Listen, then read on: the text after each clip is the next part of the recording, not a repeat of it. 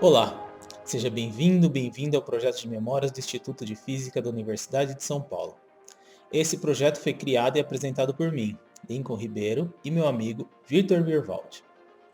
O intuito de nossa iniciativa é contribuir para a divulgação de ciência e para registrar a trajetória dos professores do Instituto, focando em seu trabalho acadêmico e área de especialização.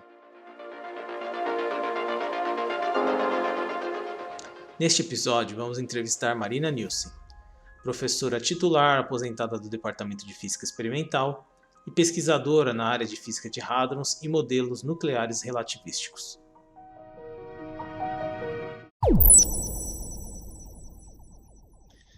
Professora, como e quando a senhora começou a se interessar por física? O que se lembra da sua prova do vestibular, né, de entrada na USP? Queria que a senhora falasse um pouco sobre o seu curso do ensino médio, se deu conhecimento suficiente para a senhora para essa prova, e se a senhora estava satisfeita com a sua escolha pela física ou se tinha outras opções na mesa como alternativas para a graduação. Ok, então vamos lá. Eu fiz o colégio, o ginásio, naquele tempo era assim, né? Ginásio e colégio. Tudo num colégio estadual, lá na Zona Leste, no subúrbio, chama Água Rasa. Era o Colégio Estadual Professor Volney Carvalho Ramos. E eu tive, assim, a sorte, isso foi realmente uma sorte imensa, de ter como professor de física, não só física, mas matemática também no colégio, o Fuad. Então, o Fuad foi o professor de física e matemática no meu colégio durante os 3 anos. De física, a gente tinha 6 horas de aula por semana de física. Então, olha lá, eu fazia o científico, né? Aquele tempo era assim, normal, ciências médicas e científico. E eu fazia o científico. Então, no científico, eram 6 horas por semana de física.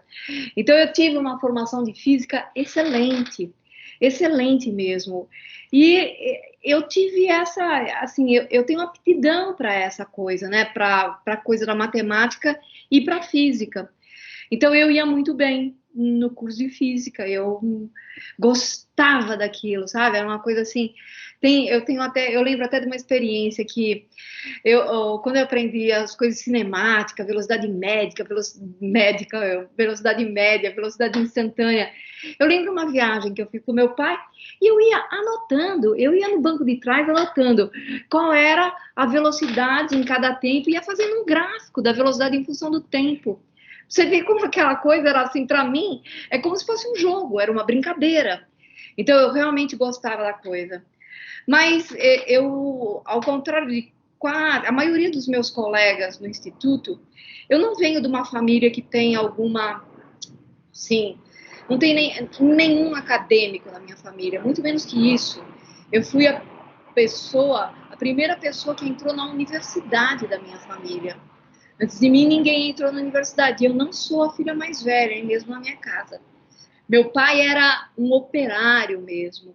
Depois, ele conseguiu ir galgando, né, aquela coisa do empreendedorismo, as pessoas vão fazendo. E ele se deu bem, foi uma sorte imensa. Ele conseguiu ir ganhando mais dinheiro. A minha irmã, a mais velha, ela teve que estudar à noite. Ela fez o curso de secretariado porque ela já trabalhava como secretária com meu pai. E eu, que sou só 2 anos mais nova que ela, eu já não precisei estudar à noite. Eu podia estudar durante o dia. Então, eu tinha todo o tempo livre. Então, numa dessas, eu estudando de dia, começou a aparecer a questão, né? Fim do colégio, vai fazer universidade, não vai? E, assim, quase ninguém ali do meu colégio foi fazer universidade, mas das poucas meninas, né, que iam fazer, elas iam sempre ou medicina, psicologia, qualquer coisa assim. Medicina não dava para mim, porque eu sou uma fracote, não consigo imaginar estar em algum lugar e ver sangue. Então, eu achei que eu ia fazer psicologia, porque, sei lá, era uma profissão feminina. E o Fuad ainda tinha essa coisa. Eu morava meio longe da onde era o meu colégio. Eu tinha que tomar ônibus e era meio caminho do Fuad. E às vezes, quando eu estava no ponto do ônibus, ele passava, ele me dava carona. E numa dessas caronas ele ainda perguntou para mim isso, o que eu ia fazer. E eu disse psicologia. Ele falou assim, por que você não faz física? E isso para mim foi assim, pô, pode, sabe? Pode fazer física? Eu não sabia nem da possibilidade. Então foi isso, quer dizer, esse cara foi o cara responsável por me abrir esse horizonte de possibilidades. E foi aí, eu fiz o vestibular e entrei no curso de física. Então, para mim, isso foi, assim, fascinante, quer dizer, se eu tinha outras opções, né? As opções que eu tinha não eram minhas, eram qualquer coisa assim que vinha meio imposto pelo aquele lugar onde eu estava, pelo meio ambiente. Apesar de que em casa mesmo não tinha nenhuma pressão. Eu poderia fazer qualquer coisa que eu escolhesse, porque eu era mulher e ninguém esperava de mim que eu tivesse uma profissão. O que se esperava de mim é que eu casasse uma certa hora e fosse cuidar da minha família e dos meus filhos. Então, enquanto eu estivesse estudando, qualquer coisa que eu estudasse estava muito bem. Isso não tinha nenhuma ambição profissional em cima de mim. Já foi diferente do meu irmão, que é mais novo que eu. O meu irmão, meu pai já fez uma pressão nele para ele fazer engenharia, porque era alguma coisa que se esperava, né, de um homem. Mas para mim não tinha nenhuma expectativa, nenhuma pressão familiar. E a única coisa, quando o Fuad falou isso para mim, como eu gostava daquilo, eu fui lá, fui fazer física. Então foi assim que eu fui para o vestibular. E eu tinha uma formação bastante boa, apesar de que eu tive que fazer cursinho, não por causa de física, eu tive que fazer cursinho porque eu era super boa de física e matemática, química até, mas eu era muito ruim no resto. Português, inglês, filosofia, que eu até tinha aulas de filosofia, hein, no colégio estadual. Nossa, isso eu era péssima, péssima. Imagina que eu quase não consegui uma vaga na universidade, porque eu quase zerei na prova de inglês. Numa prova que valia 50 pontos, eu tirei meio. Para você ver a minha ignorância em termos dessas outras coisas. Mas aí deu certo, porque compensou com as outras notas, e eu acabei entrando no curso de física dessa forma. Eu não sei se eu respondi exatamente tudo que você perguntou, mas se ficou algo, por favor. Não, acho que é isso mesmo. Uma única dúvida, nessa época a prova já era múltipla escolha? Você lembra como é que era o formato? Não. Era Mapofei nessa época ainda, que tinha CECEM, CECEA e Mapofei. Então, Mapofei que queria dizer Mauá, Poli e Fei. Então, essas Mauá e Poli, que eram universidades particulares em São Paulo, elas se juntaram com a Poli para fazer esse Mapofei, que era um vestibular para a parte de exatas, que pegava as engenharias, claro, e toda a parte de exatas aí. Então, não era múltipla escolha, era tudo escrito, tudo na prova de física, eram problemas para você resolver, não tinha nada de múltipla escolha. E não eram nem duas fases, né? Uma fase só prova escrita. Ah, entendi. Legal. Isso foi 72, né, que eu fiz o vestibular, que eu entrei na universidade em 73. Professora, o hábito da leitura estava presente na sua juventude? Teve algum livro, alguns livros que te inspiraram na busca pelo conhecimento dentro ou fora do universo científico? E a senhora tinha também interesse por música, literatura? Como que era? Então, como eu te disse, eu vim de uma família que era classe média baixa, né, de baixa, que foi ascendendo. Apesar disso, meu pai era um cara que lia muito, ele realmente lia muito. Mas ele, nessa época, pelo menos na época do colégio, eu não lembro de influências realmente grandes dele. O que ele tinha, assim, ele participava de uma coisa que chamava Clube do Livro, não sei se existe ainda, que é uma coisa que se assinava e eles indicavam livros lá, não sei se uma vez por mês, como que era a frequência. E desses livros, meu pai, aqueles que ele gostava, ele pegava e passava, e falava assim, ó, lê aí, né? Era uma coisa mais ou menos desse tipo. Mas Eu não lembro muito de livros dessa época, não. Eu lembro que eu li do colégio os livros que eu era obrigada a ler, tipo José de Alencar, essas coisas que eu não gostava nem um pouco, e eu lia só por obrigação. E dessas coisas do meu pai, eu acho que talvez tenha tido um livro do Isaac Asimov sobre ficção científica. Mas eu não sei se isso foi ainda antes de entrar na universidade ou depois. Eu sei que realmente eu comecei a ler, e eu leio bastante, depois que eu entrei na universidade, depois que teve o contato com um monte de gente que lê mais, um monte de indicação. Então, os livros assim, tipo Gabriel Garcia Marques, essas coisas eu conheci só depois que eu estava na universidade. Eu lembro que eu li também um livro Quarupi, né, agora esqueci o nome do autor. Mas é sempre depois foi depois que eu entrei na universidade que essa coisa mudou para mim. Antes não tinha muito. De música, eu escutava rádio, eu escutava MPB e Beatles, claro, porque todo mundo ouvia Beatles. Rolling Stones nem era muito minha praia, apesar de que eles já estavam lá. Mas eu gostava de Beatles e gostava de MPB. Mas gostava assim, eu escutava rádio, era isso que eu ouvia, né? Eu não era uma consumidor assim de comprar discos, nada disso. Tudo muda depois da universidade, depois que eu entro em contato com pessoas que tinham realmente uma cultura, né? Aí que eu fui me informando cada vez mais e conhecendo cada vez mais, sendo informada, né? Sendo formada também sobre essas coisas. Como foi o seu primeiro ano na física? Eu queria que a senhora contasse um pouco das disciplinas, como foi seu aprendizado, principalmente ali na área das disciplinas da matemática, né, do começo do curso, cálculo, álgebra linear, e um pouco das disciplinas de física, na parte experimental e teórica. Como que era o ambiente multidisciplinar, se a senhora tinha relacionamento com alunos de outros institutos, e se participou dos eventos, né, que durante a graduação a gente costuma ir, então, festas, grupos de teatro, banda, essas coisas. Então, era isso aí que foi a diferença brutal comigo, né? Então, o primeiro ano, quando eu entro no IFUSP, eu sou introduzida ao centro acadêmico. Então, eu entrei no IFUSP e minha vida mudou completamente, porque no colégio, ainda, como eu disse, eu ia muito bem de física e matemática, química, e no resto, não. E quando eu entro no IFUSP, eu só tenho aula de física, matemática e tinha química ainda, que era no primeiro ano naquela época. Mas era só isso. Então, para mim, isso foi uma coisa, assim, maravilhosa. Era tudo que eu queria na minha vida, poder estudar aquelas coisas que eu realmente gostava. Isso academicamente falando. E, ao mesmo tempo, eu fui introduzida ao centro acadêmico, que chamava, acho que chama ainda o Cefisma, mas naquela época era realmente o Centro de Física e Matemática, porque era um centro acadêmico único para os dois institutos, o IFE e o IME.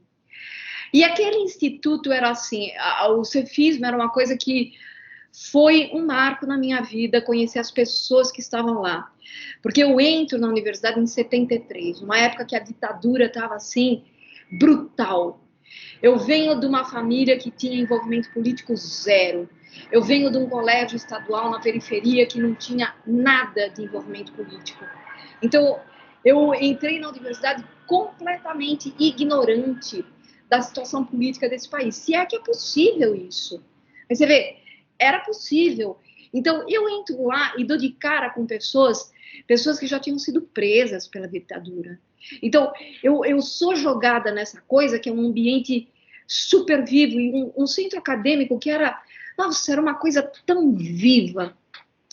A gente tinha grupo de teatro, grupo de jornal, grupo mural, tinha grupo de tudo, e você podia se inserir no grupo que você preferisse. E tinha atividade o tempo todo. Então, tinha festas também, mas eu acredito que naquela época a coisa mais importante ainda não eram nem as festas, era essa atividade, essa coisa de você ficar com os colegas conversando. Então, numa dessas, você começa a ler, porque tem coisas importantes para ler, então você vai ler tudo que está acontecendo ali, você está participando de tudo. Além de tudo, do cefisma, desse ambiente, assim, do instituto, vocês que estudaram agora não conseguem imaginar o que era o instituto naquela época. Não existia, né, aquelas alas nenhuma, não tinha a parte de baixo ali, não tinha nada, né? Nem a ala principal, nem a ala 1, nem a ala 2. Não tinha nada ali. Tinha a biblioteca, e onde é a sala dos alunos agora, tinha 3 salas de aula. E o resto da sala de aula era lá no ADMA, ou então no Volta, no auditório Volta. Era nesses lugares que a gente assistia a aula. Então, a gente tinha aula nesses lugares, e aquele espaço estava sempre aberto. O Abrão de Moraes era um anfiteatro que tinha acabado de ser construído quando eu entrei, e que estava aberto para os alunos. A gente do centro acadêmico tinha a chave do Abrão. A gente fazia ensaio do grupo de teatro no Abrão, a hora que a gente quisesse. O centro acadêmico, aquela parte agora onde é o restaurante, era tudo do centro acadêmico. Então, aquilo que foi construído novo, a gente ganhou aquele espaço assim, e a gente ocupava o espaço. A gente fazia apresentação de teatro naquele lugar que está o restaurante da física agora. Ali era tudo do centro acadêmico. Então, era uma coisa assim que a gente tinha um contato com os professores incrível, com o diretor, com tudo. Era realmente um clima assim de aconchego, sabe? Não tinha essa coisa que eu vejo que tem agora, que, isto, ordem, tem que respeitar, tem que isso, tem aquilo, permissão, pá. Imagina, catraca para entrar no instituto, não tinha nem porta, nem porteiro. Outra vida, outro mundo, outra época, mas era incrível. Além disso, o IME nem existia, né? O IFE já existia, mas o IME não. Então, os alunos do Instituto de Matemática, eles eram nômades, eles não tinham prédio. E eles tinham, então, aula na física, e nós também, na física, como tinha poucas aulas, a gente fazia aula de laboratório na Poli, a gente tinha aula de química lá na química. Então, esse intercâmbio com os outros alunos das outras instituições era muito grande. A gente fazia isso o tempo todo, a gente andava por essa universidade. A universidade era nossa, sabe? Era uma coisa assim que fascinante mesmo. Quantas disciplinas, teve alguma que a senhora olhou para aquilo e falou assim, nossa, isso é um espetáculo, eu quero estudar esse negócio pro resto da minha vida? Porque a gente, quando faz na graduação, tem algumas dessas disciplinas acho que a gente olha. No primeiro ano, no segundo ano, isso ainda não aconteceu. Isso foi, apesar que eu sempre gostei de cinemática, eletromagnetismo, eu gostava de tudo. Tudo que fosse física era maravilhoso para mim. Mas o impacto grande mesmo veio quando eu comecei a fazer os cursos mais de física moderna. Quer dizer, quando começou a mecânica analítica, que você já muda a notação completamente, isso já era uma coisa que já começou a me encantar. Agora, a coisa fenomenal foi quando teve física moderna e depois mecânica quântica, né? Isso sim é que me pegou de uma paixão assim que impossível de descrever a coisa. De tão lindo que eu achei tudo isso. Professora, a senhora fez iniciação científica durante a graduação? E se sim, como que foi importante para a sua carreira? E tinha algum problema, algum projeto bem definido? Como que era isso?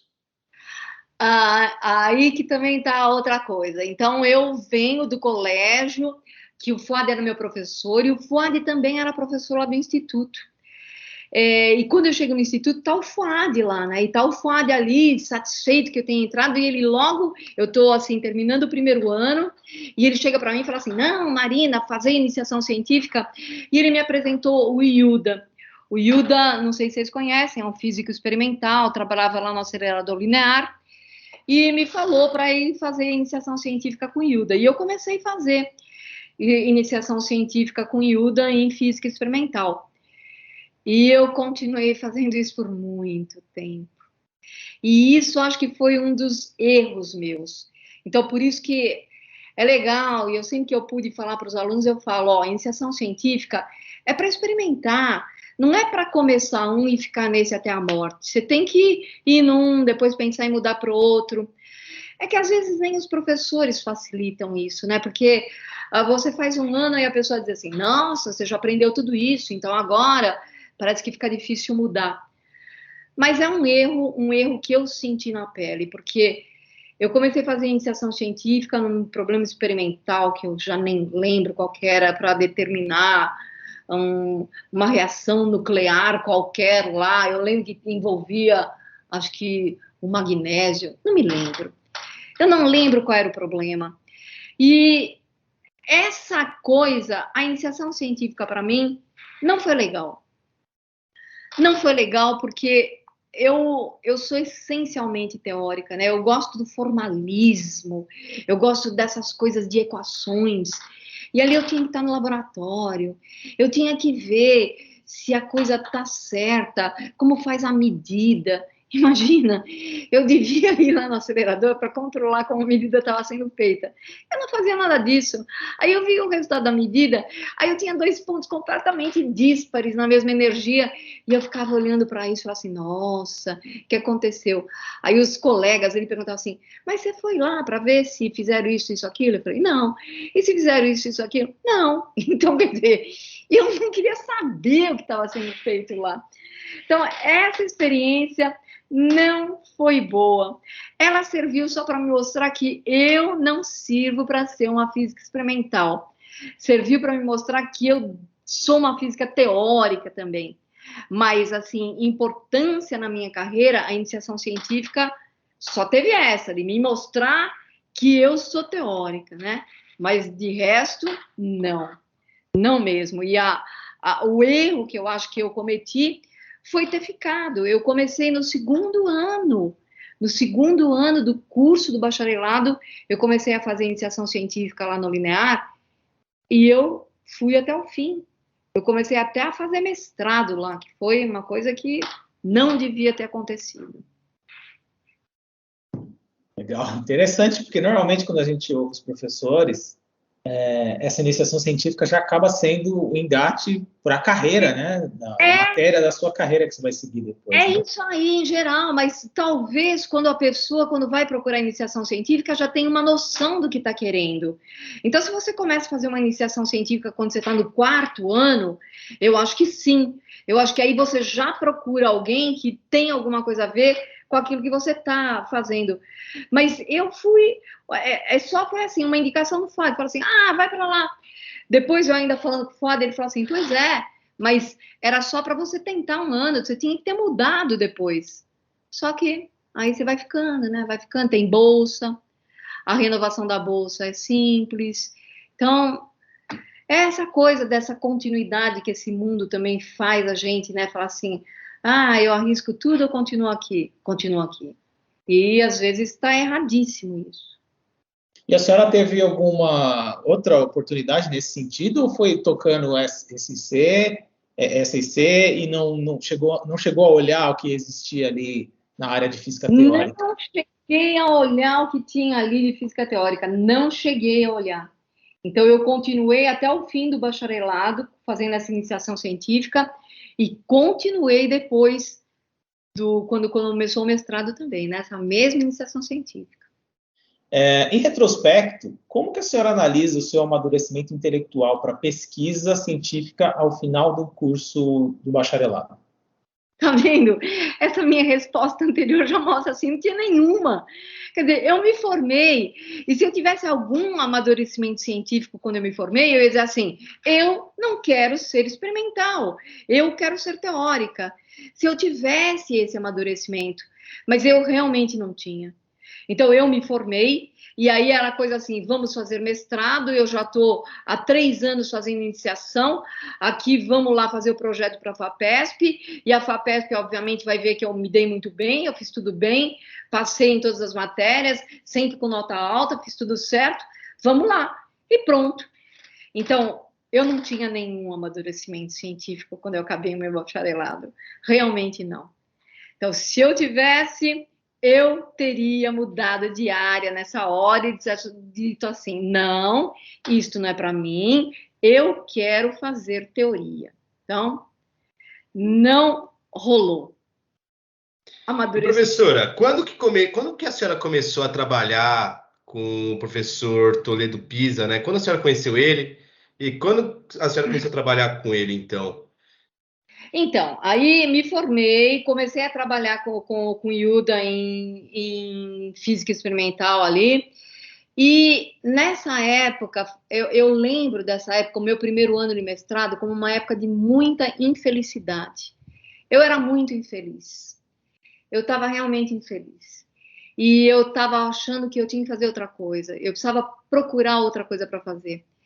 Eu fui, inclusive, procurar para fazer física médica. Eu fiz um curso de física médica que tinha lá no instituto, fui bem no curso, e fui até, depois que eu formei, eu falei assim, vou trabalhar com isso, porque além de não gostar daquilo que eu fazia, eu comecei a achar que eu precisava fazer alguma coisa com mais utilidade. Então eu pensei, física médica, vamos lá. Eu até passei, depois que eu terminei esse curso, eu passei num curso que tinha curso para residência de física médica. Eu fiz o teste, né? É como se fosse uma residência mesmo. E eu fui aprovada nesse teste para fazer residência no Hospital do Câncer, com física médica. Aí eu fui lá fazer a entrevista, depois que eu fiz o exame, né? A prova, eu fui fazer a entrevista. E quando eu fui fazer a entrevista, que eu entrei lá no Hospital do Câncer e vi as coisas com que eu tinha que lidar, eu falei, não, isso não dá para mim. Então, eu não fui fazer residência e fui, nessa época, falar assim, eu vou largar isso aqui não dá para mim, eu não sirvo para coisa. E eu, então, comecei, nessa época ainda tinha uma bolsa, eu continuei com a bolsa, só fazendo curso de pós-graduação. Então, parei com a pesquisa e continuei só fazendo os cursos de pós-graduação.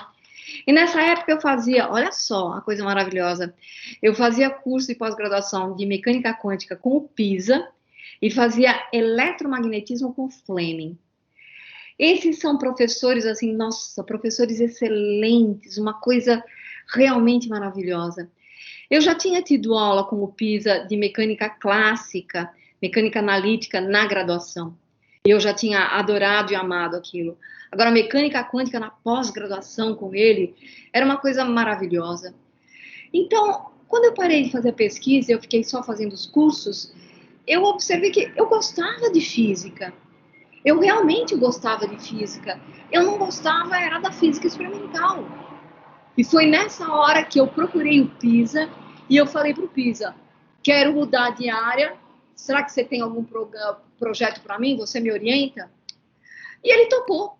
Ele realmente topou me orientar e foi aí que eu mudei totalmente de área, larguei aquele mestrado que eu já estava...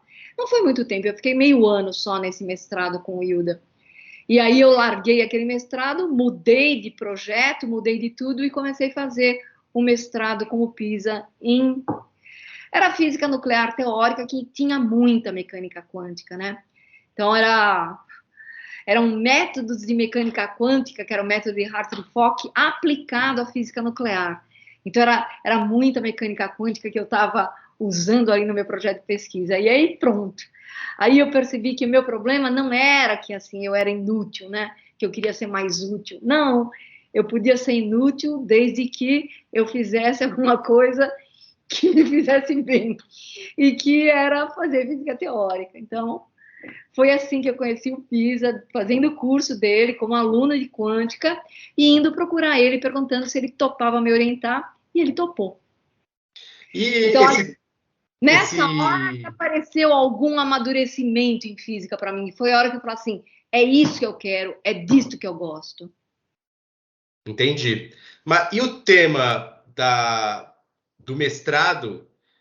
Quando que ele surge, assim? Como que ele surge? E tinha algum interesse, sei lá, tava rolando na época, tava borbulhando esse tema? Como que foi isso? Então, eu não sei qual que é a experiência de vocês, mas em geral, eu com os meus alunos também, quando eu começo a orientar algum aluno no mestrado, o aluno de mestrado não tem maturidade suficiente para propor um tema. Então, em geral, sou eu que proponho o tema para o aluno de mestrado. A mesma coisa com o PISA. Eu fui perguntar se ele podia me orientar, e eu queria, né, alguma coisa com mecânica quântica, e ele que propôs o tema. Então, o tema que ele me propôs era isso, né? Usar o método de Hartree-Fock num modelo nuclear, que eu podia comparar uma solução exata com uma solução não exata, para poder ver as limitações do modelo naquele problema em particular. Mas foi ele que propôs o tema, ele que sabia.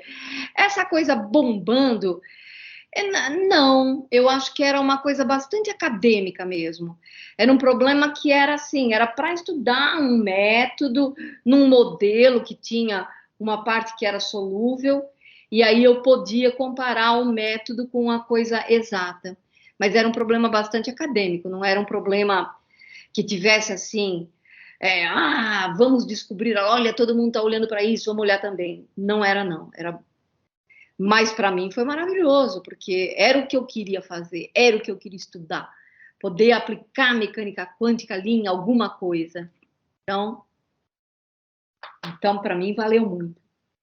E nessa época, quando a senhora se engajou no mestrado, quais são as lembranças dos estudos no IFUSP?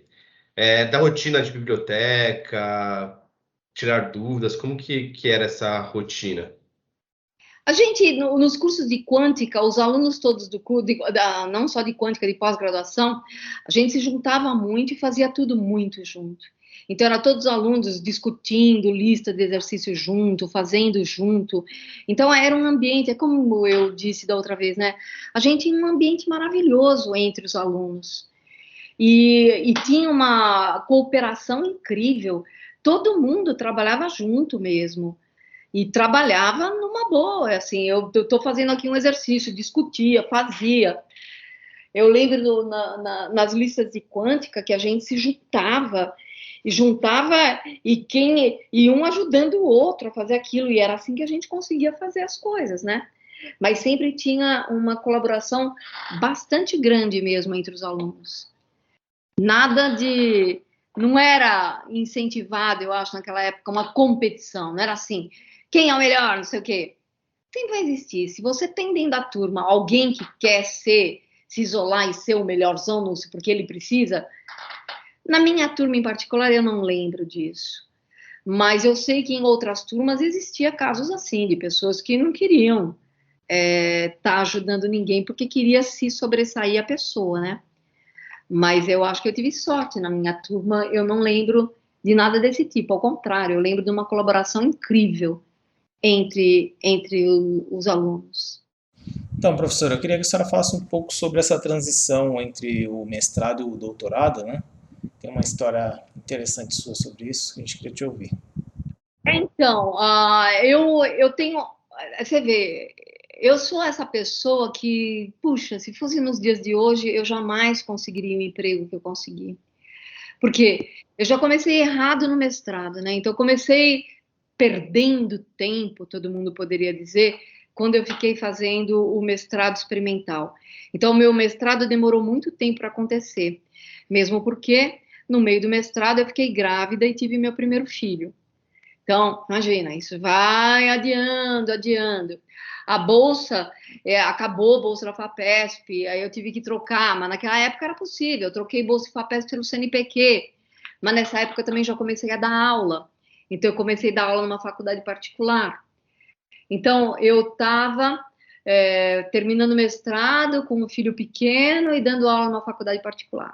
Aí terminei o mestrado e resolvi parar por um tempo. Eu achei que não dava, sabe? Não dava para continuar nesse esquema com a criança pequena e dando aula, e eu não queria largar as aulas, então eu larguei a academia.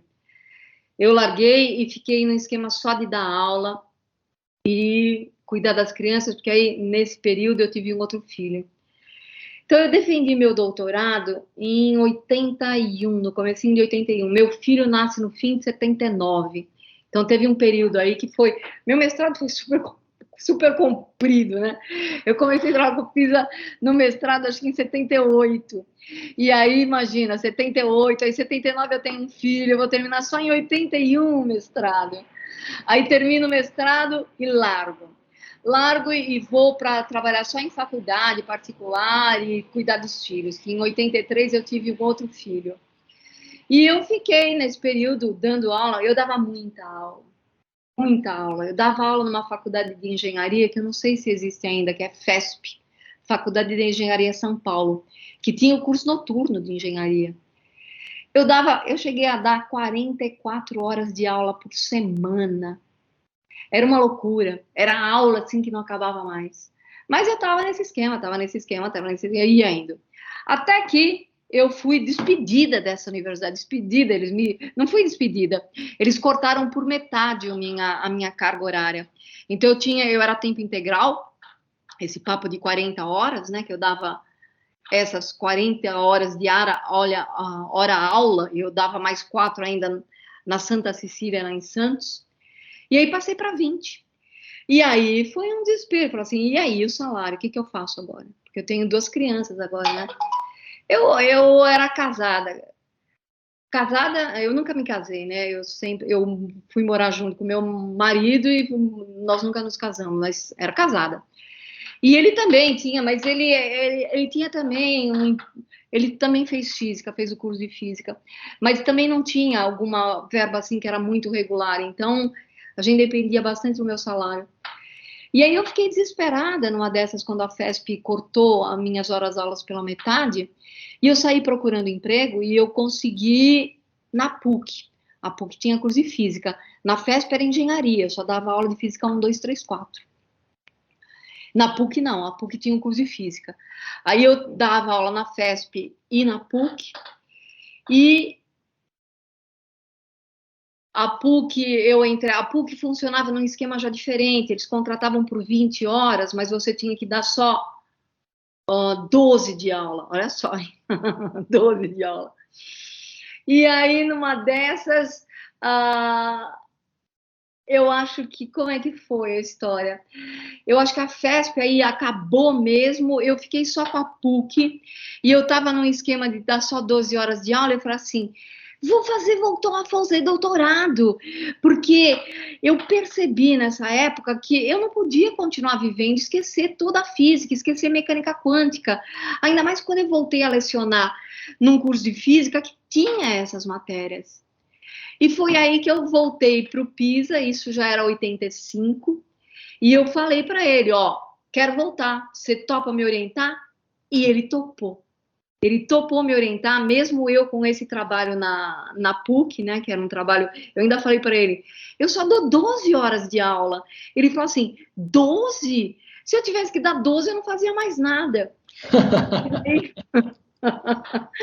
Mas aí voltei a fazer o doutorado, e foi assim que eu voltei para o doutorado. Ele topou me orientar de novo, ele me propôs um problema, e aí fomos.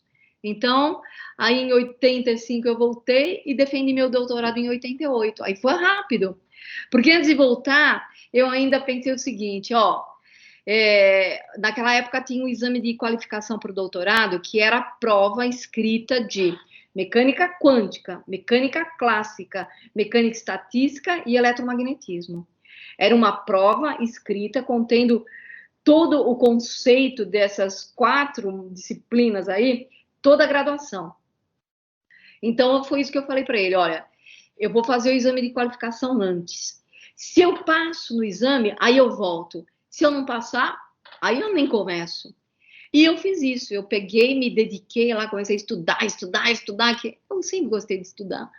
E aí passei no exame de qualificação, aí sim eu voltei. Mas eu nem precisava fazer disciplinas, porque eu já tinha crédito suficiente, tinha um exame de qualificação, então foi só o trabalho mesmo de pesquisa que eu tive que fazer. E foi assim que eu me doutorei em 88. Muito bom. Então foram 4 anos, professora, que a senhora ficou fora? Foi isso? 81, 85? 81 até 85, exatamente. Não. Comecinho de 81 até meio de 85, foi isso. E professora, como que a senhora entrou como pesquisadora no IFUSP? Como que foi esse processo de avaliação? Como que foi isso? Então, eu fiz um pós-doc, eu terminei o doutorado e fui fazer um pós-doc em Coimbra, né? Quando eu voltei do pós-doc, estava tendo aí no Instituto, a Poli abriu um curso, que era um curso, eles chamavam de um curso, como que era mesmo? Não lembro o nome agora, mas lá em Cubatão. era um curso diferente, em que os alunos eles tinham que fazer estágio na indústria logo desde o primeiro ano. Então, o curso ele era estruturado em 3 quadrimestres no ano. Então, tinha aula de janeiro, fevereiro, março, abril, depois maio, junho, julho, agosto, depois setembro, outubro, novembro, dezembro. Então, eram 3 quadrimestres no ano, e os alunos faziam um quadrimestre de aula, um de estágio, um de aula, um de estágio. Era assim que funcionava. E apareceu vaga para o Instituto, para as aulas de física desse curso lá de Cubatão, a Poli Cubatão. E foi nessa chamada aí que eu me inscrevi. Nessa época, a universidade está fazendo essa coisa que é totalmente legal, que chama processo seletivo. Não é um concurso público, é um processo seletivo, é uma coisa que eles selecionam. Você vai trabalhar como funcionário da universidade, mas você não é concursado. Então, você não tem uma vaga, né? A coisa do concurso é assim, tem que existir a vaga para você poder fazer o concurso. Ali não tinha vaga, tinha só o dinheiro que a universidade tinha para pagar a gente como professor normal, mas a gente não era concursado. Então eu fiz esse processo seletivo, e o processo seletivo, na época que eu fiz para Cubatão, eles estavam contratando 3 experimentais e um teórico. Isso foi a segunda leva de Cubatão, já tinha tido uma leva antes que contratou, aí não lembro quantos. Mas nessa segunda leva eram 3 experimentais e um teórico. Candidatos para teórico tinham 4 candidatos para teórico, e comigo, né? E eu que ganhei esse processo seletivo, então. O que era a prova? Tinha uma prova didática, né? Que você ia entrar já dando aula. Esse processo seletivo foi em dezembro. E eu comecei a dar aula em janeiro. Logo no dia 3 de janeiro, já estava lá em Cubatão dando aula.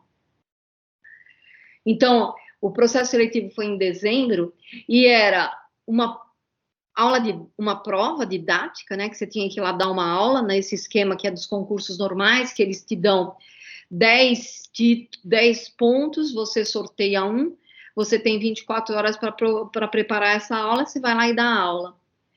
E tinha análise do currículo, e tinha um projeto de pesquisa. Eu estava voltando do pós-doc que eu fiz em Coimbra, então eu tinha um projeto de pesquisa para apresentar. O meu currículo era super pequeno, né? Não tinha quase nada ali naquele currículo, mas tudo bem, já tinha feito um ano de pós-doc, tinha um trabalho de doutorado, tinha 2 trabalhos que eu tinha publicado lá em Coimbra. Então, era isso que eu tinha em termos de currículo, mas eu tinha me doutorado em 88, esse concurso eu fiz em 89, né? E teve a aula didática. E essa prova, que era uma aula, foi a prova que me aprovou nesse concurso, porque eu tinha uma experiência em dar aula que era imbatível. Ninguém ali das pessoas que estavam concorrendo comigo, imagina, eu passei não sei quantos anos, dando 40 horas de aula por semana. Então, ainda, qual era a matéria? Era Física 1 e 2, que era o que eu dava aula, Física 1, 2, 3, 4. Eu sabia esse decor. Então, essa prova didática foi realmente a prova em que eu me saí muito bem. Aí o projeto de pesquisa era bom, em termos de currículo, tinha gente com currículo melhor, sim, mas foi na prova didática que eu fui melhor avaliada, e foi por isso que eu fui contratada no Instituto. E comecei a trabalhar no Instituto no dia 3 de janeiro de 1990.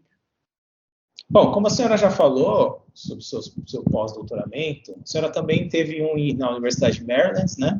E foi professora visitante em Stanford. Isso. Quais aprendizados esses eventos lhe trouxeram para a sua vida e carreira? E há algo que seria interessante transpor do modelo deles em graduação ou pós-graduação, que a senhora tem a ciência, para o IFUSP? Então, olha, esse primeiro pós-doc foi em Coimbra. Coimbra é uma cidade super pequenininha, uma cidade universitária. Eu sou uma pessoa que nasci e tinha morado minha vida toda em São Paulo. Esta cidade que é São Paulo, né? E aí, de repente, eu saio daqui e vou para Coimbra, que é uma cidade super pequenininha, super pequenininha. E eu fui fazer esse pós-doc, eu já tinha 2 filhos, né? Eu fui com eles 2. O meu marido não foi comigo na época, ele tinha que ficar aqui com o trabalho dele, eu fui sozinha com os meus 2 filhos. E olha só que coisa maravilhosa, a bolsa que eu tinha, que era uma bolsa da CAPES, que aliás tem uma história gozada para contar sobre isso. Eu pedi a bolsa da CAPES para ir fazer pós-doc em Coimbra, e aí a CAPES ia conceder a bolsa e falou assim, tá faltando a proficiência na língua.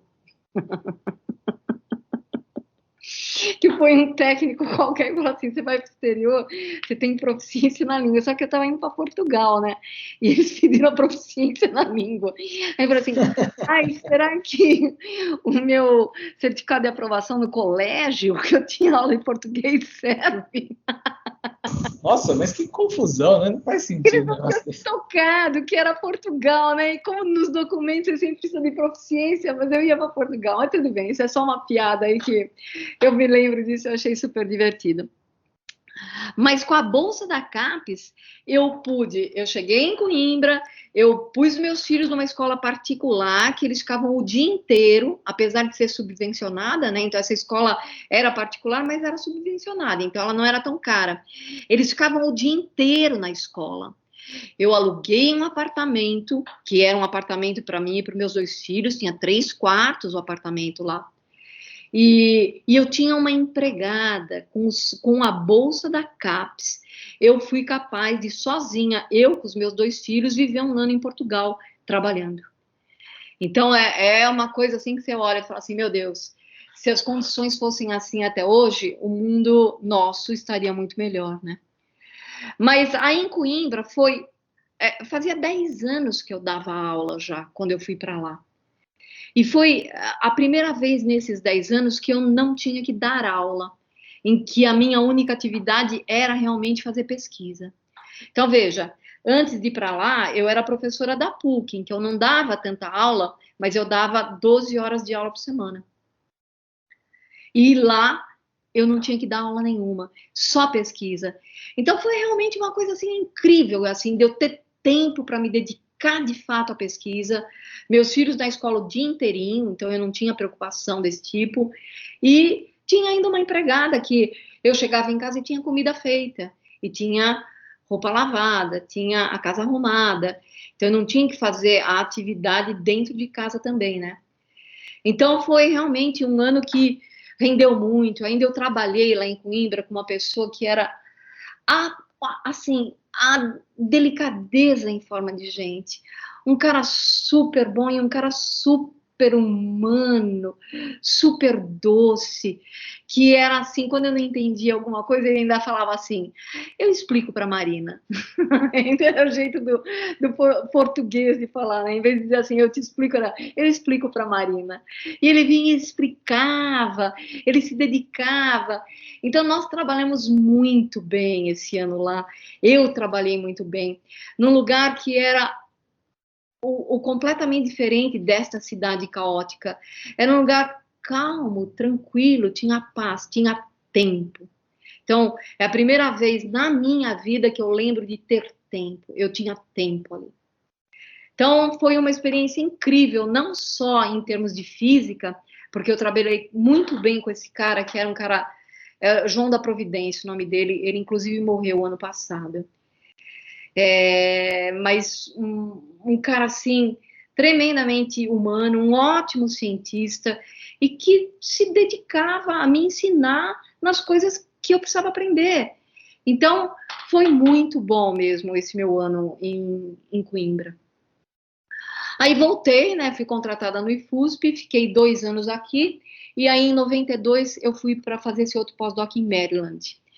Maryland é uma coisa diferente.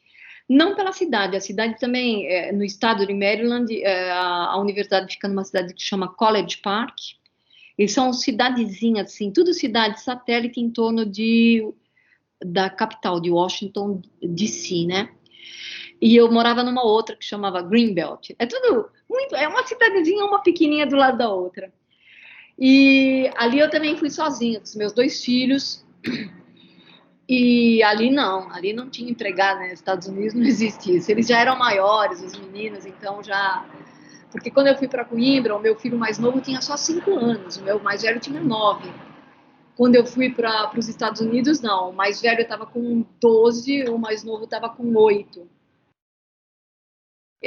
Aí já deu. Eu tive em Maryland, eu tive a sorte de ficar, quando eu fui lá para essa universidade, nesse lugar que eu acabei ficando, tinha umas outras pessoas que eu conhecia da física, que é um cara que é da UFF, ele era o Delfino, ele estava lá na época, então ele me ajudou muito para quando eu cheguei, para arrumar casa e tudo mais.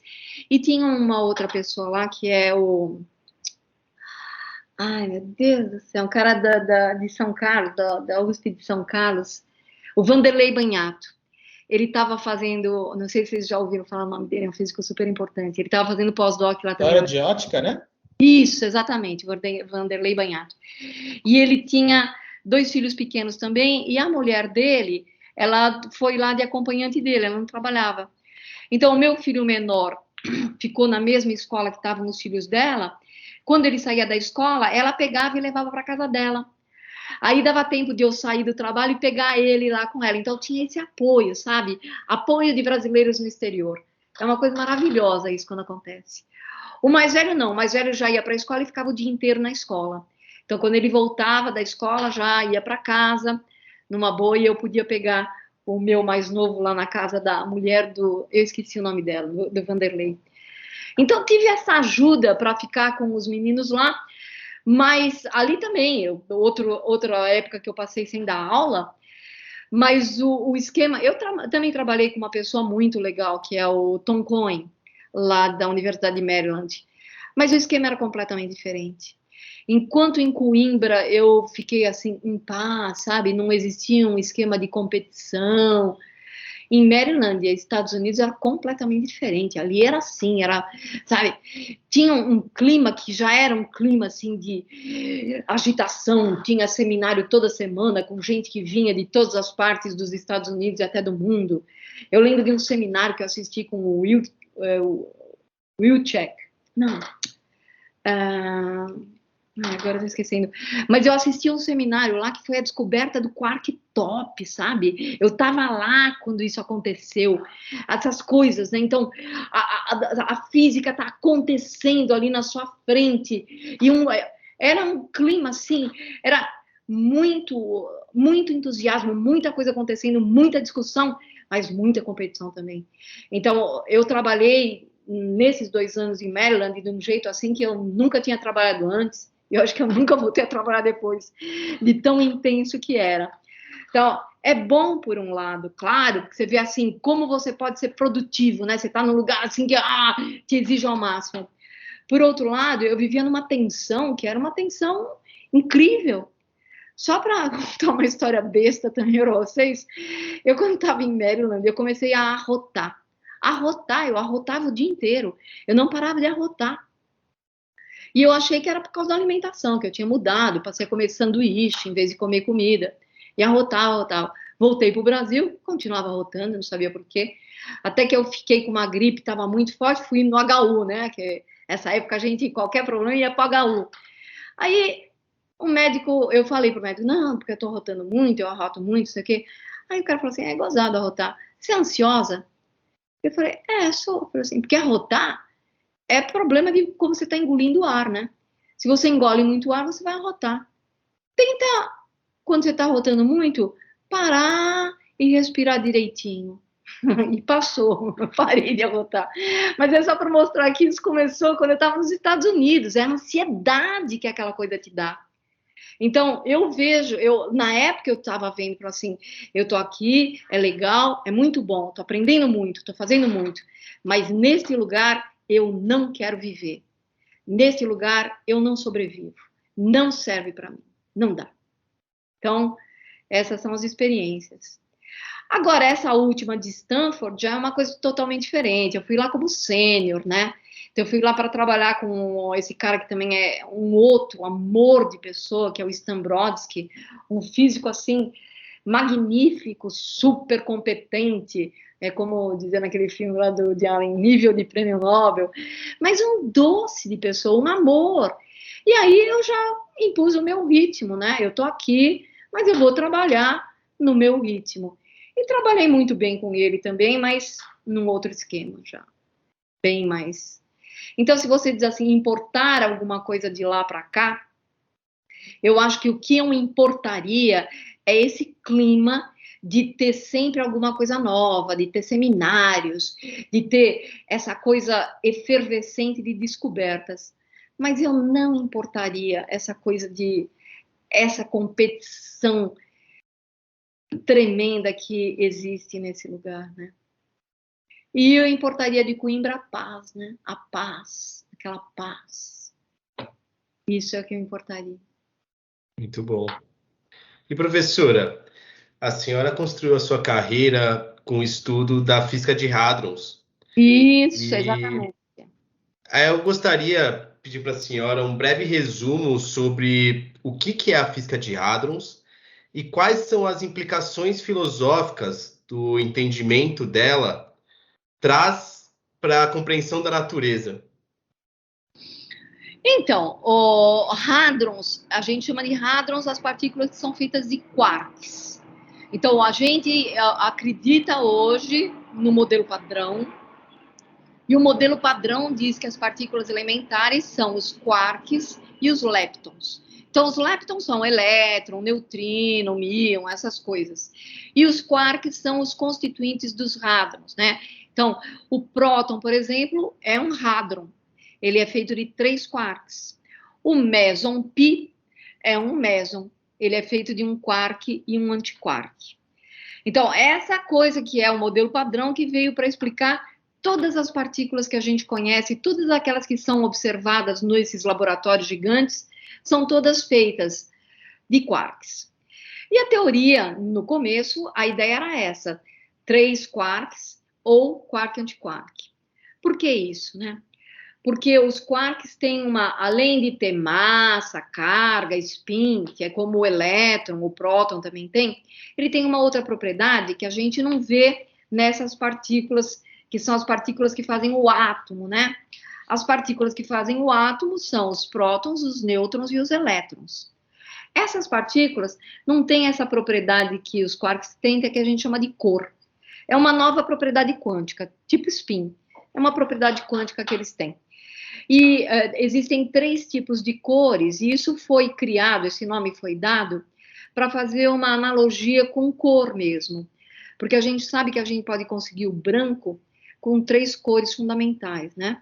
Que é o yellow, green e red, né? Então, você tem essas 3 cores, amarelo, verde, vermelho, você faz o branco. E o próton, ele não tem essa propriedade quântica de cor. É como assim, mais ou menos, se você pensa que o próton tem carga positiva, o elétron tem carga negativa, o átomo, que é feito de prótons e elétrons, ele não tem carga elétrica. A mesma coisa seria nos hadrons. Os quarks têm essa carga de cor, mas os hadrons, que são feitos de quarks, não têm a carga de cor. E para fazer o branco, que seria a ausência da carga de cor, você precisa de 3 quarks, um de cada cor, fundamental, ou então de uma cor e anticor, a cor complementar. Com a cor e com a cor complementar, você também pode fazer branco. Por isso que você poderia ter quark-antiquark ou 3 quarks, para fazer a coisa neutra na cor. E com isso a gente consegue explicar a maioria das partículas que estão por aí. Só que na QCD, né, que é a teoria quântica, a cromodinâmica quântica, que vai ser a teoria que estuda os quarks dentro dos hadrons, essa coisa da cor é uma teoria de grupos, que aí você vai estudar, e você vê, tá certo, você pode fazer o singleto, a gente chama singleto na cor, com 3, ou então com quark-antiquark. Mas você tem outras combinações possíveis que também te dão uma coisa branca. E essas outras combinações possíveis seriam um estado com 2 quarks e 2 antiquarks, ou então um estado com 4 quarks e 1 antiquark. Essas coisas também poderiam ser brancas. E aí as pessoas perguntam assim, aí por que não? E por que a gente não vê isso, né? E essa que é a coisa que eu acho que é a minha maior contribuição na física de hadrons, é que eu comecei a estudar esses estados de tetraquarks e pentaquarks. E a primeira evidência realmente forte experimental para um estado de tetraquark apareceu só no ano de 2003. Agora já faz muito tempo, é verdade. Mas naquela época foi uma coisa assim super, super empolgante, né? Então, eu tenho estudado esses estados que a gente chama de estados exóticos, porque eles não são só ou 3 quarks ou um quark antiquark. Então, são esses estados de tetraquarks e pentaquarks. Pode ter mais que isso, claro, porque tem outras com uma quantidade maior de quarks também pode, mas é que vai ficando cada vez mais difícil energeticamente você conseguir observar esses estados, mas eles podem existir sim. Então, não sei se serviu, mas acho que é isso aí que eu acho que é a contribuição, né, nessa física de Hadamard. Isso tem alguma coisa a ver com a parte de confinamento dos quarks, professora? Se puder falar um pouco disso? Claro, claro. É o fato dos quarks terem essa propriedade quântica que a gente chama de cor, que faz com que eles fiquem confinados dentro dos hadrons. Então, a cor, ela não está livre na natureza, assim como a carga elétrica está livre na natureza. Você pode pegar o átomo e tirar um elétron de lá, então você vê a carga elétrica. Mas a cor, não. Você não consegue tirar um quark de dentro do hadron. Ele está confinado lá dentro. Ele sempre aparece em alguma coisa que é branca da cor. Ele nunca aparece solto na natureza. Então, isso é confinamento. Está exatamente ligado com o fato dos quarks terem cor, essa propriedade de confinamento. Professora, os testes empíricos em física de partículas exigem energias cada vez mais altas, o que significa aceleradores mais potentes. Essa barreira é, antes de tudo, tecnológica e econômica, o que faz com que as construções demorem, às vezes décadas, né, para ficarem prontas para uso. No entanto, vivemos uma revolução na computação, onde cada vez mais temos disponível infraestrutura, software, linguagens de programação mais sofisticadas, que nos permitem fazer simulações computacionais. Nesse sentido, de qual forma a evolução da computação e dos métodos computacionais, de acordo com a sua experiência, colabora para o desenvolvimento da física de partículas elementares? Colabora muito, né? Porque esses experimentos, como você disse, eles acontecem nesses laboratórios que são gigantescos. Agora, quando você vai fazer uma experiência dessa, você precisa, de alguma forma, ter ideia do que você vai querer ver. E para você saber o que você vai querer ver, você tem que fazer um estudo teórico antes, usando as teorias que a gente tem, e essa coisa vai ter que ser numérica, vai ter que ser feito em coisas computacionais. Então, usando as teorias que a gente tem, QCD, a gente consegue fazer contas numéricas para saber, por exemplo, o que esperar de um determinado experimento. E aí você usa todos os modelos, todo o conhecimento que a gente tem acumulado, coloca lá nesses programas que também são gigantescos e faz simulações dos resultados que você espera obter. E aí você pode comparar com a sua experiência. Quando você compara com a experiência e dá tudo certo, você fala, olha aqui, eu estou comprovando a minha teoria. Se por acaso você tem o resultado de uma experiência que não tem nada a ver com aquilo, isso é uma indicação de alguma física nova. Então, isso é a coisa que vai te levar a dizer assim, bom, aqui teve uma falha, então agora nós vamos ter que desenvolver alguma coisa para poder explicar isso. Então, essas coisas, essas simulações são interessantíssimas até com o que aconteceu no LHC agora, né? Porque o LHC foi construído, um dos motivos era achar o bóson de Higgs, que foi observado, então uma confirmação do modelo padrão, mas a outra era descobrir física além do modelo padrão. Que isso era outra coisa, você tem uma teoria, que era física além do modelo padrão, você faz simulações com essa teoria e você tem ideia do que você pode esperar. Aí você vai e faz a experiência e você quer medir aquilo. E o que aconteceu? Não foi visto nada dessas simulações. Então, as simulações são tremendamente importantes exatamente para isso. Para você, a hora que você tem o resultado da experiência, poder olhar com a conta que você fez baseado nos seus modelos para saber o que é que você está vendo. Se você está vendo alguma coisa que é física nova e não tem nada a ver com o modelo padrão, ou se aquilo que você está vendo ainda dá para explicar com o modelo padrão. Então, o desenvolvimento computacional é fundamental para a gente poder continuar fazendo essas experiências e desenvolvendo a teoria. a teoria da física, né? E, professora, quais eram as perspectivas de trabalho em física de partículas elementares e modelos nucleares relativísticos nos primeiros anos como contratada do IFUSP como pesquisadora?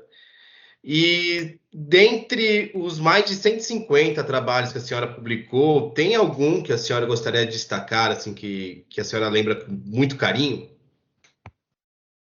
Então, quando eu fui contratada no IFUSP, depois que eu voltei desse pós-doc em Coimbra, eu estava trabalhando exatamente isso, com modelos nucleares relativísticos, que era uma área nova no Instituto.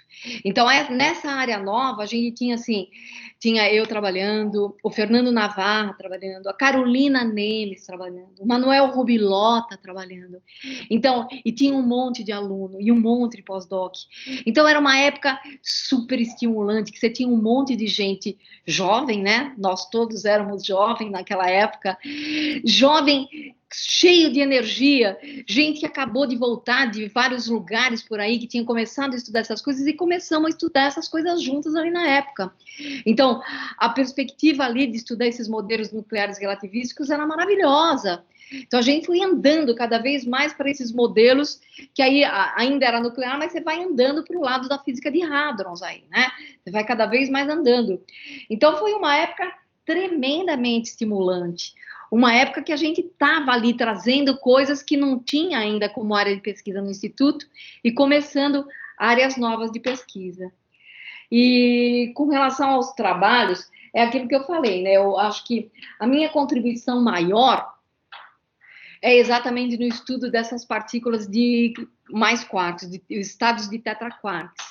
E um trabalho que eu acho que foi super importante que a gente fez foi, inclusive, envolvendo a tese de doutorado de um aluno, do Ricardo Mateus, que é professor lá do IFT agora, foi estudar esse estado que eu falei, é chamado de X3872, que foi esse estado que, quando foi observado, falaram assim, aqui, isso aqui é diferente, isso aqui não parece ser um estado de 2 quarks. E a gente começou a usar esse método que eu trabalho, que chama regras de soma da QCD, para estudar esse X. Então, essa foi a primeira vez que teve um grupo que trabalha com regra de soma da QCD que foi estudar esse estado. Então, foi o primeiro trabalho. E a gente tem um trabalho muito importante, porque nós desenvolvemos uma técnica para poder fazer esses cálculos em regra de soma com um estado de 4 quarks, sendo que são 2 quarks pesados, que é o quark charme, né? Então, ele tem um C barra e 2 quarks leves. Então, a gente desenvolveu as técnicas, assim, analíticas, né, de cálculo analítico, para estudar esse estado. Esse cálculo depois foi copiado por todos os chineses, aí todo mundo usa, quem trabalha com regra de soma com esses 4 quarks, usam as técnicas que a gente acabou desenvolvendo no trabalho de doutorado do Ricardo. E depois a gente fez mais coisas, nós fizemos também um trabalho também para um outro estado de 4 quarks, mas um estado super diferente, porque esse tinha um quark C e um C barra, né? Então é quark e antiquark do mesmo sabor, a gente fala, que é o charme. Mas teve um outro estado muito parecido, que ele tem 2 quarks Cs, 2 quarks Cs e 2 antiquarks leves. A gente fez um trabalho também em regra de soma para esse estado em 2007, e era uma previsão para a existência desse estado. Esse estado a previsão não foi nós que fizemos pela primeira vez. A previsão para esse estado já tinha sido feita antes disso. Acho que foi em torno de 2000 a primeira vez que foi feita a previsão. Em 2007 nós fizemos esse trabalho. Agora, esse estado, a coisa linda é que ele foi descoberto o ano passado. No ano passado, finalmente, lá na LHC, eles viram esse estado em que a gente fez uma previsão teórica para ele no ano de 2007. Então, acho que esses estados de 4 quarks são as coisas, são os trabalhos, tem vários dele. A gente também fez para o próprio X3872, a gente fez um estudo dele como um estado talvez misto, porque ele ele poderia se misturar o estado de 4 quarks com 2 quarks, porque eles têm o mesmo número quântico, né? Então, você poderia ter uma superposição. E a gente também nós somos os primeiros que fizemos o estudo para esse estado, como sendo um estado misto de 4 quarks e 2 quarks. Então, esses trabalhos são os trabalhos que eu tenho, assim, mais um apego realmente emocional com eles. Legal. E a senhora falou sobre outros países, né, outras pessoas utilizando o trabalho de vocês. Queria aproveitar para perguntar, qual que é a sua avaliação sobre essas grandes colaborações internacionais, principalmente quando tem nos aceleradores, né, sai um artigo lá com 1000 pesquisadores.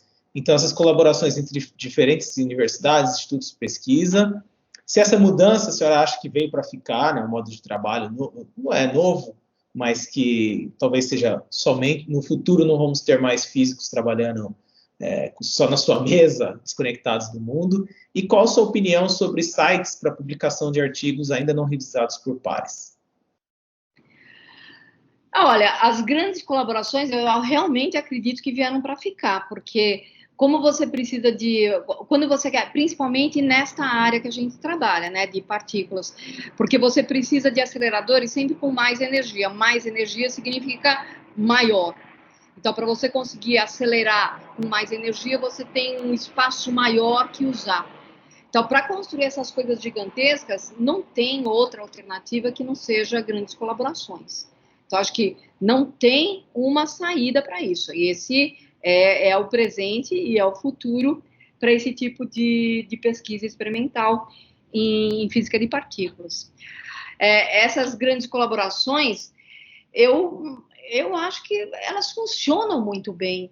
Eu tenho colegas que trabalham nessas colaborações experimentais e eu acho que funciona bastante bem. Você tem que dividir, claro, o trabalho sempre em partes, não dá para uma pessoa fazer tudo, mas é impossível, na física a gente não faz tudo, né? Então, eu trabalho com física de partículas, eu não trabalho com matéria condensada, eu tenho que dividir isso, porque o conhecimento é tão amplo em cada uma dessas áreas, que você não teria possibilidade de fazer tudo mesmo. Então, é assim, você vai ter que ficar com um pedaço da coisa que você está estudando. E aí as grandes colaborações eu acho que são necessárias e ao meu ver, isso veio para ficar, sim. Com relação ao archive, por exemplo, que é onde você submete os trabalhos ainda sem ter referir, eu acho que é uma experiência maravilhosa, porque o archive existe desde 92, 93, se eu não me engano, e até hoje ele funciona maravilhosamente bem. Ninguém fica pondo besteira no archive. Não tem o referir anterior, mas aquela coisa é muito controlada. Para você submeter um trabalho lá, você precisa estar ligado a alguma instituição. Você tem que ter alguém se você não está ligado em instituição, você tem que ter alguém de alguma instituição que te indique. Então, quando você está ligado à instituição, você já tem ali o carimbo de que você está fazendo uma coisa que é científica. Se você não está ligado, mas você tem alguém da instituição que te apoia, você também já tem esse carimbo. Então, não é um lugar que pode uma pessoa qualquer falar assim, eu vou escrever agora uma besteira qualquer e colocar lá. Não vai colocar. E depois dessa coisa, nossa, a gente tem muita carimba. Você começa a ler um artigo, logo você vê aquela coisa, porque você vai ler os artigos que são da tua área. Então, você vê. Em geral, todos os arquivos que são submetidos para o archive são também submetidos para revistas que vai te referir. E vai aparecer lá no archive se ele foi publicado ou não. Então, trabalhos que são antigos, que estão no archive e não foram publicados, você pode olhar para isso e já falar assim, bom, isso aqui não deve ser sério. Agora, se não, ele vai ser publicado. Então, é uma forma de você ter acesso a essa informação rapidamente. Porque o processo de referir das revistas, às vezes é muito demorado. Então, se você submete o teu trabalho e você tem que esperar 3, 4 meses para ele aparecer na revista, quer dizer, sabe, você pode ficar sabendo isso no dia seguinte que você submeteu. Então, a minha experiência com o archive é incrível. Todos os trabalhos, desde que o archive apareceu, eu sempre submeti para o archive, e a gente sempre faz isso. A gente submete para o archive, aí, em geral, alguém lê, já faz um comentário, qualquer coisa, você tem até a possibilidade de já fazer alguma alteração antes de mandar para a revista. se for alguma alteração sugerida que é interessante. Então, você ainda tem essa possibilidade de estar dialogando com outras pessoas da sua área de trabalho, especialistas também no assunto. Pessoas que às vezes você não conhece, mas que gostou do seu trabalho e quer conversar com você sobre ele. Então, eu sou super a favor do Archive, eu acho que é um benefício, porque antigamente a gente não tinha acesso a essas informações tanto. Agora não, agora todo mundo tá. Você não precisa estar lá no grande centro para ter essa informação, né? Você está em qualquer canto, você já tem acesso à informação. Então é incrível. Eu sou super, super a favor.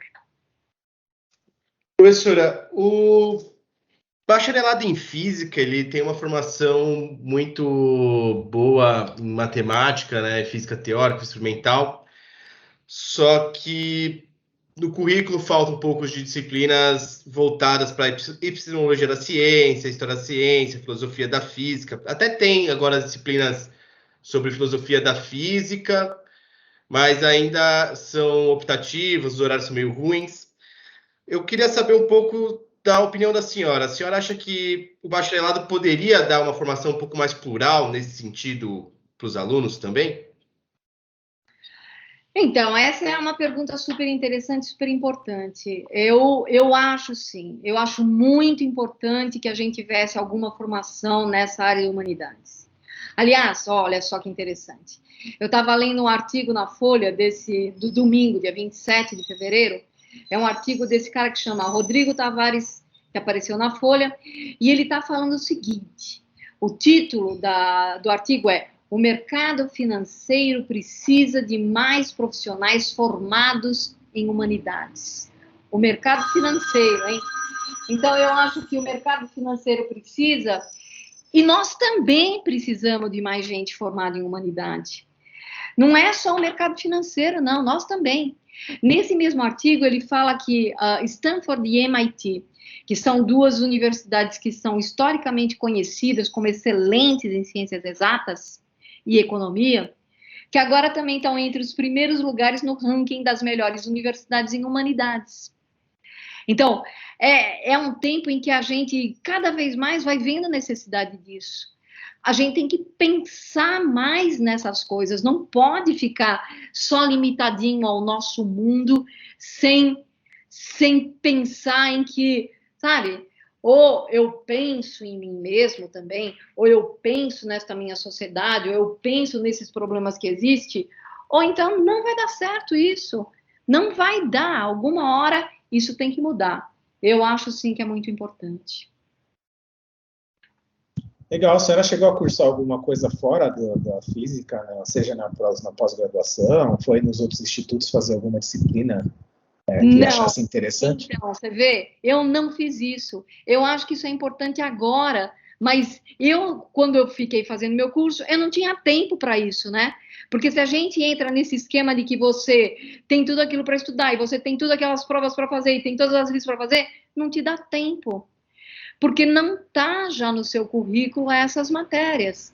Então, por isso que é necessário que elas estejam no currículo, para você ter tempo para fazer isso. Tem que ter esse tempo dentro da sua formação.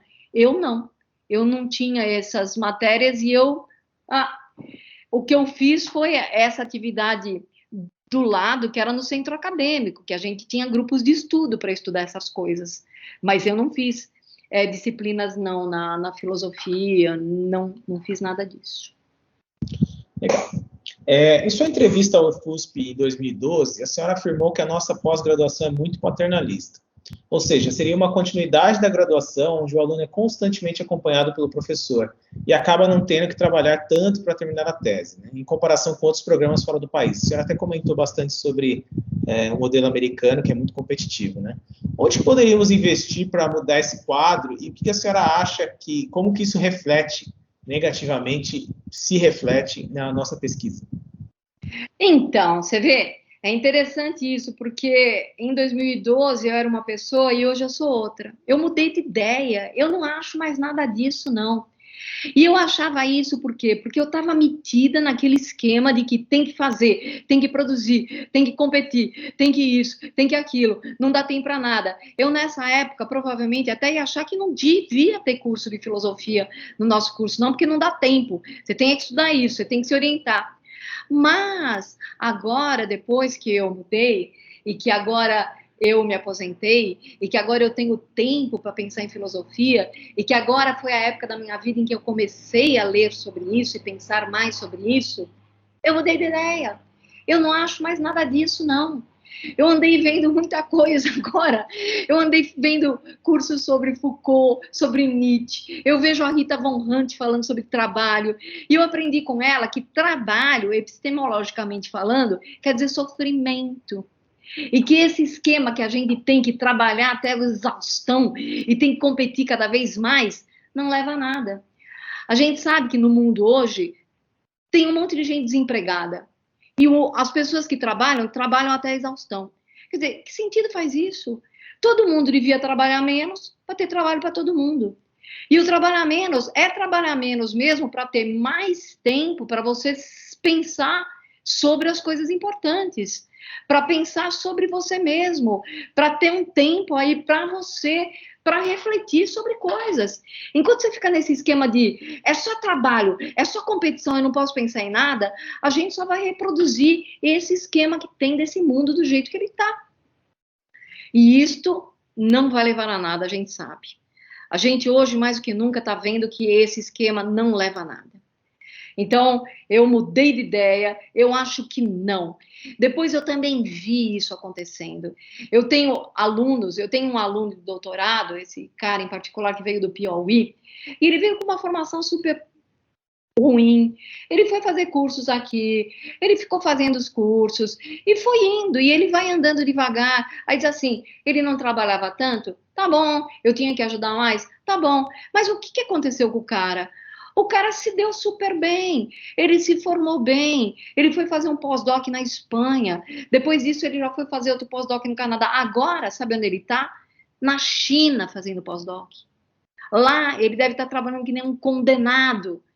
É capaz que ele arrume um emprego lá, mas a gente sabe qual é o esquema de funcionamento da China. Mas veja, esse cara aprendeu. Ele não precisava ter trabalhado mais do que ele trabalhou para poder aprender. E ele precisava, talvez, de um tempo mais para poder, sabe, sobreviver, né? Ou melhor, não só sobreviver, para poder viver. E até então, digerir, né, o conteúdo. Nem todo mundo aprende no mesmo tempo, né? Isso, exatamente. Para poder amadurecer, você tem que ter tempo para tudo isso.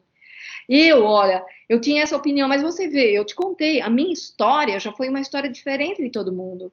Eu não fui aquela pessoa que terminou a graduação, terminou o mestrado, terminou o doutorado, fez pós-doc, blá, blá, blá. Não. Eu parei várias vezes, eu mudei de área. E eu vivi num tempo em que foi possível fazer isso.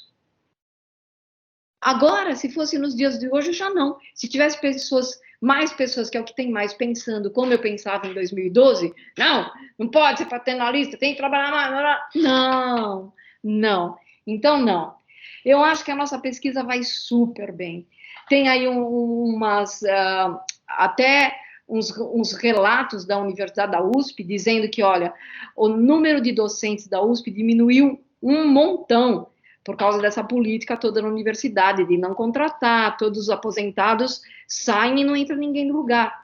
Apesar disso, a gente está publicando mais do que nunca.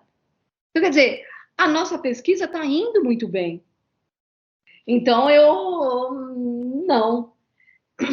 Eu acho que está certo. Eu acho que o que a gente precisa, talvez, que desse para importar de fora, é ter um clima de mais intercâmbio, de ter mais gente de fora vindo para cá, para ter mais palestras, para ter assuntos novos para as pessoas poderem pensar mais nas coisas.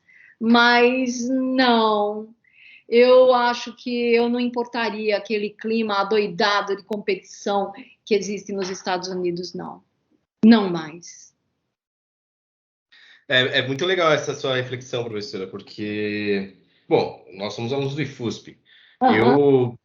Eu tô acostumado com o paternalismo, com esse ambiente um pouco mais de proximidade, né? De poder conversar, sentar, bater na sala do professor e às vezes tá com uma dúvida que nem é do tema de pesquisa, nem nada, mas a pessoa sentar com você e tirar uma dúvida.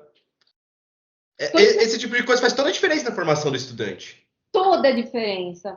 E você sabe que eu falei do PISA, né? Que o PISA, eu não sei quando vocês conhecem o PISA, mas a gente pode ter uma impressão diferente dele. O PISA, eu lembro que era assim, eu ia conversar com ele na sala dele sobre o meu problema, né? E era interessante, porque às vezes eu batia na porta dele, ele olhava assim para a porta e eu falava só assim, volto mais tarde. Ele nem precisava falar nada. Mas às vezes eu batia na porta e ele falava, entra. Quando ele falava, entra, pronto. Ali era o seu tempo. Ele não tinha mais um horário em que você teria que sair. Ele não tinha nada. Você vai fazer uma pergunta, ele ia conversar com você. Depois disso, a gente acabava conversando sobre música, sobre cinema, sobre livro, sobre o que fosse, o que eu tivesse vontade de falar. E ele estava lá, disponível e falando. Um cara interessantíssimo, informadíssimo, inteligentíssimo, que era assim, sabe? Aquela coisa que você fala assim, olha aqui, ele está aqui e o tempo dele é meu. E era isso. E eu acho que isso é fundamental, fundamental. Eu concordo com a senhora. Eu vou para a próxima pergunta, professora. Vamos lá. É uma realidade do aluno do IFUSP, do aluno e da aluna, ter que trabalhar para empresas de tecnologia ou bancos, não só pelas capacidades matemáticas exigidas nessas áreas, mas pela formação voltada para a investigação profunda de qualquer outro problema. E as cifras são boas, né? É um salário bem atrativo para o aluno também. Como o IFUSP poderia atrair algum desses talentos para pós-graduação com as bolsas de valores, com os valores tão defasados, né, tão baixos comparados com os salários oferecidos no mercado de trabalho? Então, isso é impossível, né? Eu acho que os valores oferecidos no mercado de trabalho nunca vão competir, não compete nem com os professores. A gente pode pensar igual. Como é que você vai conseguir contratar professores com salários se você comparar com o mercado de trabalho? Então, a coisa fundamental primeiro é o seguinte, você tem que ter salário na universidade e bolsa com valores que dê para a pessoa viver, e viver bem, né? Não é para estar mendigando aí, passando fome, não. Você tem que ter salários justos e bolsas justas. Agora, sem isso, aí não tem o que fazer, não tem como atrair. Com isso, eu acho que também a gente não precisa pensar em atrair esse pessoal que vai para esse lado, porque tem que ter gente para ir para todos os lados. E eu acho que assim como tem gente que se interessa por essas coisas, tem as outras pessoas que querem ficar na academia. E se tivesse bolsa que desse para a pessoa se sustentar, ficaria sim, apesar do mercado de trabalho oferecer mais dinheiro. Porque aí vai depender do que a pessoa quer também. Se ela quer a universidade, ela vai saber que ela não vai ganhar tanto quanto no mercado de trabalho. Agora, se ela quiser ganhar muito dinheiro, aí ela vai ter que ir para o mercado de trabalho. O que eu acho que é essencial é que a gente tenha salários e bolsas decentes. Sem isso, é impossível fazer ciência. Agora, esse é o ponto, né, professora? Porque esse é o ponto. A bolsa, hoje em dia, uma bolsa de mestrado, se o aluno ou a aluna precisar pagar aluguel e almoçar... Não sobrevive. Ou faz o outro, tá? Essa é a realidade, né? Isso é que é a coisa inadmissível. Essa é a coisa inadmissível. Agora, não é a competição com o mercado de trabalho, né? O que a gente tem que ter são valores decentes para a bolsa e para o salário. E depois, aí essa competição sempre vai existir. Alguém quiser ir para o mercado de trabalho, vá. Desde que a gente possa garantir sustento para quem queira ficar, né? Professora, a senhora acha que o IFUSP deveria ter um relacionamento mais próximo com indústrias e empresas de tecnologia, no sentido de auxiliar em problemas práticos e, quem sabe, influenciar a criação de departamentos de física nas áreas de pesquisa e desenvolvimento? Como que a senhora vê a associação entre a universidade pública e empresas privadas? A gente sabe que em algumas universidades americanas você tem um patrocínio ali grande, sei lá, uma grande indústria farmacêutica colocando dinheiro de pesquisa nas áreas biológicas, né? Como que a senhora vê isso aqui no Brasil e se a gente poderia ou não melhorar esse relacionamento, se nos traria algum benefício? Então, eu vejo com bons olhos, desde que a gente continue tendo financiamento público para a universidade. Quer dizer, eu acho que é impensável a gente começar a ter uma ligação maior com as empresas privadas, se forem elas que vão dar financiamento para a universidade. Isso eu sou absolutamente contra. Mas enquanto a gente se associar para poder desenvolver coisas que sejam de interesse científico e de interesse da empresa, eu acho ótimo, desde que a universidade mantenha a autonomia dela. Porque se não for para isso, que nem você estava falando dessas empresas de farmacêuticas, né? Às vezes, essas empresas, elas que ditam o que as pesquisas que devem ser feitas. Isso eu sou absolutamente contra. Eu acho que a decisão da pesquisa a ser feita tem que ser da universidade. É claro que você sempre pode ter um pesquisador que está interessado em fazer uma associação, então faça. Mas a gente não pode, de forma alguma, depender de financiamento que venha dessas empresas. Elas podem sempre contribuir, dar dinheiro para nós, ótimo, dê dinheiro. Agora, que isso seja necessário para o nosso sustento, não pode ser. Ou seja, a infraestrutura toda pública, né? E se tiver claro. uma contribuição aqui que aumente nossos rendimentos para fazer pesquisa, ótimo. Ótimo, mas não para ditar o que é que eu vou estudar, né? Isso jamais. E a senhora lembra quando foi para os Estados Unidos, se teve algum conflito assim que fosse relevante? Porque na parte de física a gente talvez não tenha essa influência grande, principalmente na área de física teórica, imagino, de uma empresa querendo, sei lá, doar uma quantia substancial de dinheiro esperando algum resultado, né? Mas a senhora lembra de alguma história relacionada com isso? Ou na sua passagem por lá foi tranquilo? Não lembro, porque como a minha área é bastante acadêmica, né? Eu nunca soube, não, de nenhum caso desse tipo. E o bom também dessa parte, imagino, da física teórica, é que a gente tem o papel, caneta e se vira, né? Porque na parte experimental precisa de muito dinheiro, né? Exatamente, com a parte teórica você não precisa basicamente de dinheiro, né? O dinheiro que a gente precisa é para poder ir para congresso, é para fazer colaboração externa, é para esse dinheiro que você precisa, mas fora isso, você precisa de muito pouco dinheiro, você só precisa de um salário, né? Você só precisa do salário digno, é só isso.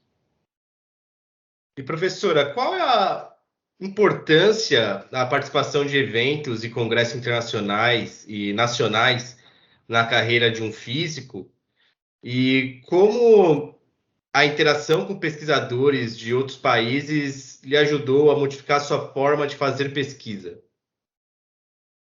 Então, essa interação é fundamental. É fundamental porque a física não é uma ciência regional, né? Ela é universal. Então, você tem que estar conversando com todo mundo para saber o que está acontecendo na área. Se você se isola, é muito fácil você perder o pé de para onde está indo. É por isso que eu falei do archive, acho que é tão importante. Porque quando a gente está assim, no Brasil, como a gente está, que é tão isolado, é tão distante, a hora de interagir é a hora que você vai para as conferências. É nessa hora que você vai estar lá com todo mundo. Fora dessas horas, você está aqui. E se você for para a conferência uma vez por ano, por exemplo, imagina, o resto do tempo, como é que você vai ficar sabendo? Então, o archive é fundamental para isso, porque no archive você fica vendo o tempo todo o que é que está acontecendo pelo mundo. Agora, ver o que está acontecendo pelo mundo é uma coisa, discutir com as pessoas que estão fazendo isso é completamente diferente. Então, você ir para a conferência, você ter a oportunidade de discutir o seu trabalho com uma outra pessoa que está fazendo um trabalho semelhante em outro lugar, é muito importante. Então, para mim, isso foi fundamental. Participar de conferências, nas conferências, foi o lugar que as colaborações que eu tenho com pessoas de fora começaram. Então, eu colaborei com a minha ida para Maryland aconteceu porque veio um professor de lá, que foi o Banerjee, ele veio para um congresso aqui no Brasil. Eu falei com ele, disse que estava interessada, e ele também se interessou, e foi por isso que eu consegui um contato para poder ir para Maryland. A mesma coisa para Portugal, com o Providência igual. Ele veio para o Brasil também numa conferência, encontrei com ele, e foi uma conversa dessa que eu consegui abrir um canal para poder ir para lá. A mesma coisa agora com Stanford. Eu conheci o Brodsky também. O Brodsky eu já conhecia há mais tempo, de outras conferências. Mas o fato de eu ter conhecido ele em conferências foi que abriu o canal para eu poder fazer uma colaboração com ele. E colaboração com outras pessoas também, que eu colaborei com tenho uma colaboração coreano, que é o Suhong Lee, que também é assim, que começa numa conferência, que você tem temas comuns. E aí você começa a colaborar. Ele já veio para o Brasil, eu já fui para a Coreia para trabalhar com ele. A mesma coisa com o Dosch, que era um colaborador alemão, com o Narizon, que é um colaborador francês. Todas essas colaborações iniciaram através de um contato feito numa conferência. Então, as minhas colaborações internacionais, que são muito importantes no desenvolvimento do meu trabalho, todas elas começaram por causa de participação em conferências, que é o lugar onde eu conheci essas pessoas, onde eu fiz o primeiro contato com elas. Então, por isso eu acho que é fundamental. Por isso me dá muita pena ver o que está acontecendo com o CNPq, que não está mais tendo dinheiro para oferecer para as pessoas irem para conferências. Sabe, é um retrocesso assim na nossa ciência que é muito triste. Realmente muito triste. Uma pessoa como eu, que vivi numa época em que o Brasil deu muito apoio para a pesquisa, é horrível a gente ver o que está acontecendo com a ciência agora, com essas agências de fomento. É muito triste. A nossa sorte é que a gente ainda tem a FAPESP, que é um órgão bastante forte aqui no estado, mas isso é o estado de São Paulo, né? E vamos levar um bom tempo aí, né, professora, para recuperar. Destruir é rápido, né? Construir leva um tempo, destruir você faz rapidamente. Aproveitando esse assunto, a internet possibilitou uma expansão de conhecimento de uma maneira inédita, né, na história humana. Então, a gente tem a disponibilização de milhões de trabalhos científicos, ou não, né? Uma gama gigantesca de livros que você pode baixar, PDF, qualquer coisa, em uma escala jamais vista. Porém, isso também facilitou a divulgação cada vez maior de informações falsas e ideias das mais absurdas. Na sua opinião, o quão realista a gente pode ser em mudar esse quadro através de popularização da ciência? E se a senhora acha que é possível competir com os charlatães sem um público minimamente preparado para compreender o que é pesquisa séria, né?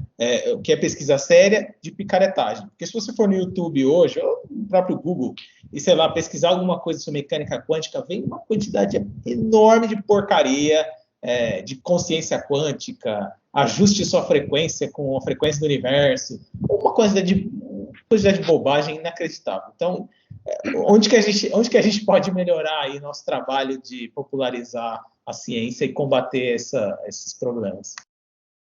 Então, olha, sem conhecimento científico, realmente é impossível competir com os charlatães. Impossível. Porque se a pessoa não tem conhecimento científico, ela não vai conseguir distinguir uma coisa da outra. Então, essa divulgação científica é fundamental.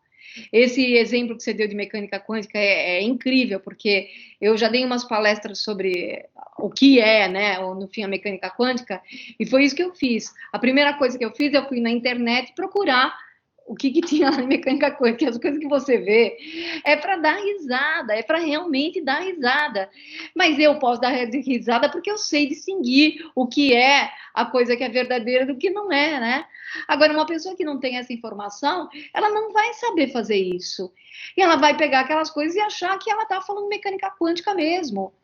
Então, é fundamental. A gente precisaria realmente de canais assim de divulgação científica para poder estar dando essa informação e competir, né? Porque esses caras, eles estão na internet. Os charlatões estão todos lá. Nós é que não estamos, né? Nós é que temos que entrar e fazer isso muito seriamente.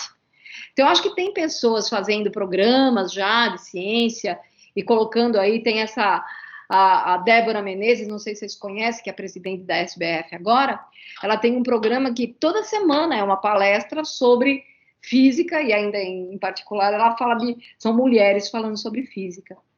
Então a gente tem que ter mais canais desse tipo para ter bastante divulgação, né?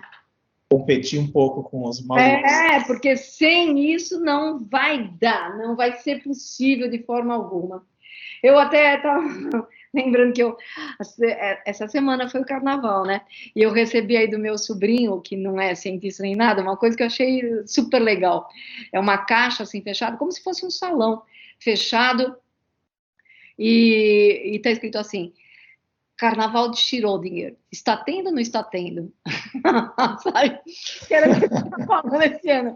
É assim, os clubes estão fechados. Lá dentro tem carnaval ou não tem carnaval? Então, eu achei super legal, porque você está pegando uma coisa que é ciência e colocando aí na brincadeira. Isso é genial. Mas quem entende isso? Alguém que já ouviu falar no gato de Schrödinger, né? Porque se não ouviu falar nisso, não vai saber o que é aquilo. Mas olha só, tem gente até fazendo brincadeira, e fazendo uma brincadeira legal, usando conteúdo de física aí. Isso é uma forma de popularizar, né? Tem o pessoal da Federal do Rio Grande do Sul, que a gente ouve bastante, que eles fazem fronteiras da ciência. Então, eles pegam assuntos que são meio uma discussão entre mito ou científico e começam a discutir com os próprios professores do instituto, né? Talvez a gente tenha... A universidade tem essa dificuldade, né, professora, de divulgar o que os pesquisadores estão fazendo. Tem dificuldade mesmo, viu? É a história do tempo, né? É a história do tempo, você tem que produzir, você não pode ficar fazendo divulgação também, né? É terrível, a gente tem que aprender a lidar com tudo isso.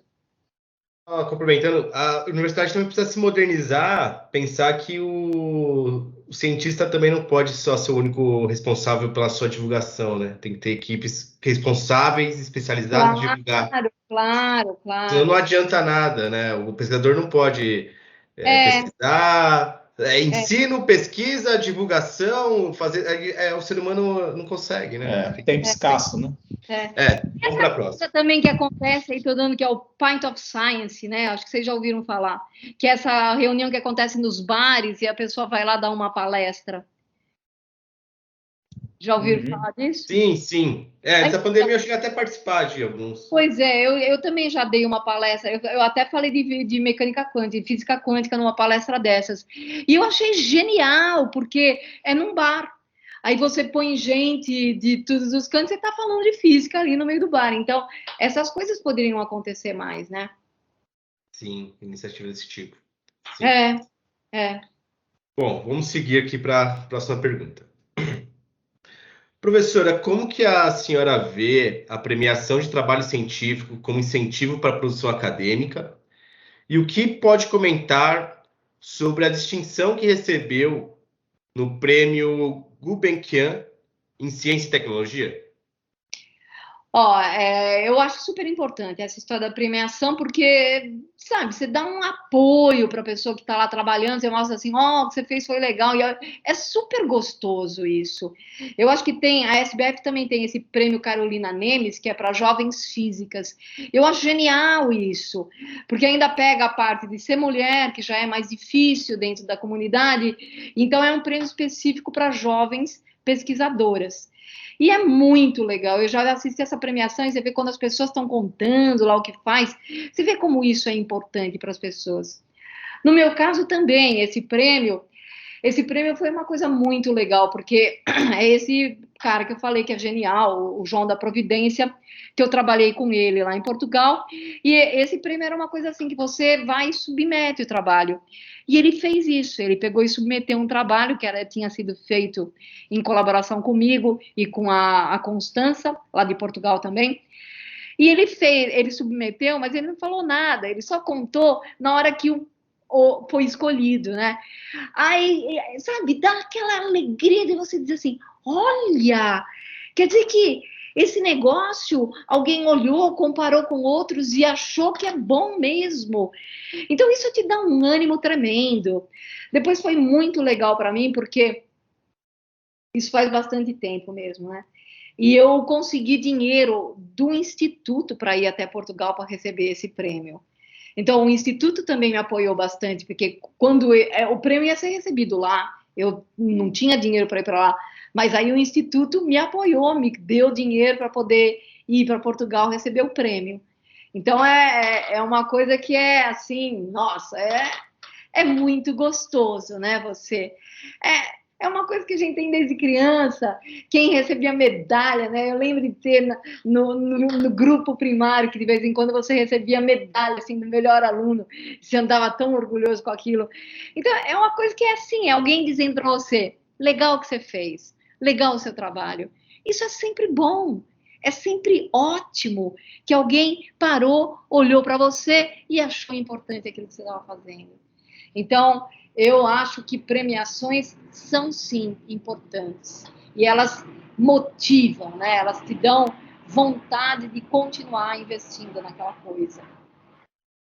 Professora, como que a senhora avalia a sua evolução como docente no IFUSP, levando em conta as grandes mudanças no material de ensino e no perfil dos alunos? A gente sabe que, bom, desde o advento da internet, aqui no Brasil, lá para 94, 95, existe uma competição muito grande da atenção dos alunos, né? Então, você passa um tempo enorme, se passar um tempo enorme no celular, no e-mail, na internet, fazendo um monte de coisa, com certeza isso vai atrapalhar os seus estudos, né? Então, acredito que teve uma mudança grande aí do começo dos anos 90, quando a senhora começou a dar aulas na física, para os anos 2000, 2010, nessas décadas depois que a internet estava bem consolidada, e que realmente tem uma competição ali pela atenção. Como que a senhora se atualizou com as novidades pedagógicas? Como foi seu contato, se teve, né, com alguns institutos, como, por exemplo, a Faculdade de Educação, ou em outros departamentos lá na física mesmo? Então, eu tenho que admitir que eu nunca fui muito atrás disso, não. As minhas aulas sempre foram na lousa, sabe? Eu sempre dei aula na lousa e toda esse desenvolvimento, toda tecnologia, eu fiquei muito por fora disso. Então, eu posso até dizer que a maior mudança que ocorreu na minha vida em termos de didática, em termos de aula, foi a pandemia. Foi a pandemia que me obrigou a apresentar alguma coisa que não fosse mais na lousa, a fazer um conteúdo que vai ter que ser na tela de um computador. E quando eu comecei a fazer isso, eu vi quanta coisa você tem, quanto artifício você pode usar, como você pode melhorar muito a sua aula. Então, eu acredito que isso não deve ter acontecido só comigo, com todo mundo. Então, eu acho que vai ser muito difícil que agora, quando vai voltar para presencial, que os professores que eram como eu voltem a dar aula em lousa. Eu acredito que essa mudança agora veio para ficar. Pelo menos vai ser uma coisa híbrida, porque eu, como eu disse, eu estou aposentada e estou aposentada de fato. Mas se eu voltasse a dar aula, com certeza eu não voltaria mais para aquele esquema. Então, foi uma coisa que foi forçado, né? Aconteceu e você teve que se adaptar. E quando você tem que se adaptar, você vai atrás, você procura, né? Você acaba descobrindo. Mas eu, antes disso, nunca tinha feito nenhum esforço, não, de pensar em nada que fosse didaticamente melhor para os alunos. Eu sempre achava que a aula, principalmente para fazer conta, era a coisa melhor, mas agora eu já vi que não. Agora eu sei que você pode fazer coisas muito melhores mesmo usando todos esses meios que a gente tem disponíveis. E a senhora percebeu alguma mudança no perfil dos alunos, essa dedicação? Porque uma experiência pessoal, né? Que a gente fez o curso que a senhora estava falando no começo. Né? Porque na coisa que não é presencial, você também perde o contato com os alunos. Então, eu não sei dizer isso. Por isso que eu estou dizendo, a volta agora seria bom para você poder usar essa coisa, eu, no caso, usaria, e você em contato com o aluno, né? Porque na parte, eu acho que vocês, eu não sei se vocês estiveram fazendo disciplinas durante esse período, Mas você vê, a interação com o aluno fica muito prejudicada, pelo fato de ser online. Eu acho que a gente teve que trabalhar na apresentação do conteúdo, porque senão você não ia conseguir fazer nada, mas isso vai ser legal a hora que isso puder ser feito presencial. Acho que fazer online não é legal, não. Eu senti que online virava meio um colóquio, assim. E era um colóquio onde 2 ou 3, ou bem poucos da sala acabava ficando engajado, porque o resto na internet se perde, né? A gente não tem controle nenhum, não dá para ver a cara de ninguém. É muito ruim essa coisa online, mas essa outra parte que me forçou, eu achei boa, eu achei bem legal. Eu preparei um curso aí de física de spin, que é esse curso optativo que eu inventei, que é para ensinar mecânica quântica logo nos primeiros anos do curso, né? E eu acho que ficou maravilhoso por toda a coisa que eu consegui pegar da internet, né? Utilizando recurso digital. Isso, utilizando recursos digitais, exatamente. Professor, eu queria fazer um paralelo aqui com os anos 70 e os dias atuais. Como que a senhora vê a participação feminina no IFUSP dessas duas partes do tempo, né? E o Instituto poderia criar projetos para estimular ainda mais o ingresso de mulheres no bacharelado e na licenciatura? Eu acho que o Instituto devia fazer isso, sim. Assim como todo mundo está fazendo, devia ter também algum incentivo do Instituto para ter mais mulher nos nossos cursos, né?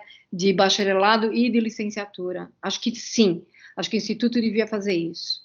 Agora, a comparação com os anos 70, não vai ter jeito, sabe? Porque os anos 70 foram os anos maravilhosos.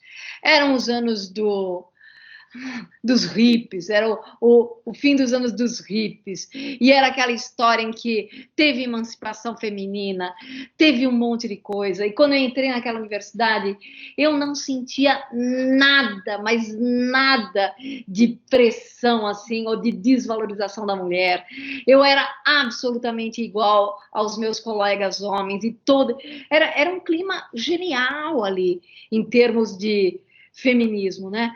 Era uma época em que teve uma liberação assim gigantesca para as mulheres. Então, eu acho que essa coisa retrogrediu muito depois disso, e agora eu acho que está voltando de novo a ser melhor. Mas eu não consigo avaliar muito, eu não tenho essa sensibilidade. O que eu fiquei sabendo que foi pior foi porque uns anos atrás eu andei entrando em contato com alunas, né, que estavam querendo discutir isso, e foi aí que eu percebi que a coisa tinha piorado muito para elas.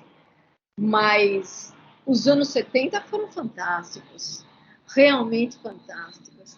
Eu acho que eu peguei a melhor época deste país, sabe? Tudo bem, tira a ditadura daí. Depois, quando a ditadura começou a cair, e aí a coisa liberou, mas mesmo nessa época da ditadura, essa coisa por causa do movimento hippie, né, teve uma liberação feminina muito grande, realmente muito grande, que foi uma época que eu peguei. Então eu não sei dizer agora se estaria igual, mas eu acho que é importantíssimo que essa coisa uma hora acaba, né? A gente precisa não mais começar a separar porque é homem ou porque é mulher, né? Tem que acabar com isso de uma vez. E tinha uma presença forte na sua turma de graduação, professora, de mulheres? Não, eu acho que isso não, né? Porque aí é uma coisa mais complicada, que você teria que ter a revolução em termos do ensino já desde baixo. E apesar de você ter essa liberação, você não tinha uma modificação que incentivasse. É aquilo que eu te falei, né? O que eu ia fazer? Eu ia fazer psicologia. Se fosse lá pelas minhas amigas, por lugar onde eu estava, porque isso era profissão de mulher. Agora, o Fuad chegou para mim e falou, vai fazer física. Ele não pensou assim, não, ela é mulher, não é para isso. Não, ao contrário, né? Não interessa, essa é uma aluna, é um aluno igual a qualquer aluno, ela se dá bem com isso, por que não? Então, eu acho que esse tipo de coisa, né, do conselho que vinha de uma outra pessoa que estava lá vivendo aquele momento que não era de preconceito, na cabeça dele não passou que porque eu era mulher eu não deveria. Ao contrário, foi ao contrário. Ele foi a pessoa que falou para mim, vá lá.